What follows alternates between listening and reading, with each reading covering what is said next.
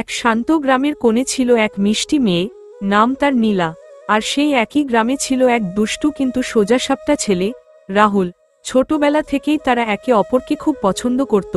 সকালে স্কুলে যেত একসাথে, বিকেলে মাঠে ঘুরতে যেত, আর সন্ধ্যায় সেই পুরনো বটগাছের নিচে বসে গল্প করত দুজনে। দিন কেটে যায়, কিন্তু ভালোবাসা তা আরও গভীর হতে থাকে। সময় থেমে থাকে না, দিন যায়, মাস যায়, বছরও পার হয়ে যায়। নীলা আর রাহুল এখন আর সেই ছোট্ট ছেলে মেয়ে নেই। তারা এখন সংসার করেছে, সুখে দুঃখে পাশে থেকেছে একে অপরের। একদিন সন্ধ্যাবেলা গ্রামের উঠোনে বসেছিল তারা দুজনে। কত বছর হয়ে গেল নীলা, আমাদের বিয়ে হয়ে গেছে। সত্যি তোমাকে পেয়ে আমার জীবনটা অনেক সুন্দর হয়ে গেছে নীলা।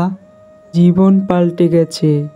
হয়েছে হয়েছে, আর ঢং করতে হবে না। বিয়ের আগে তো কত জায়গায় ঘুরতে নিয়ে গেছো, এখন বিয়ে হয়ে গেছে, এখন আর নিয়ে যাওয়ার নামই নেই কোনো।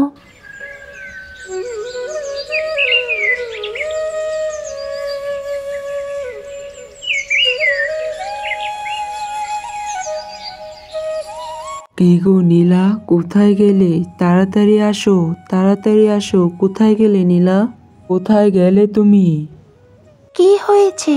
চেঁচিয়ে চেঁচিয়ে বাড়ি মাথায় করছো কেন? এত চিৎকার করছো কেন?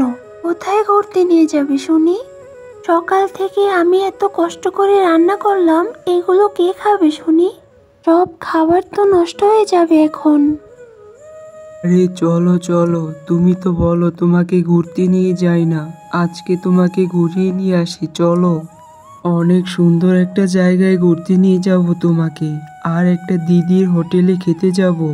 তারপর থেকে তাদের জীবনে শুরু হলো এক নতুন অধ্যায়। প্রতিটি দিন কেটেছে দুষ্টুমি, মিষ্টি অভিমানে আর ছোট ছোট হাসি ঠাট্টায়। ভালোবাসার ছায়ায় তারা গড়ে তুলেছিল এক ছোট্ট সুন্দর জগৎ, যেখানে ছিল না কোনো অভাব, ছিল কেবল ভালোবাসা, শান্তি আর একে অপরকে আঁকড়ে ধরে থাকার অদ্ভুত মায়া।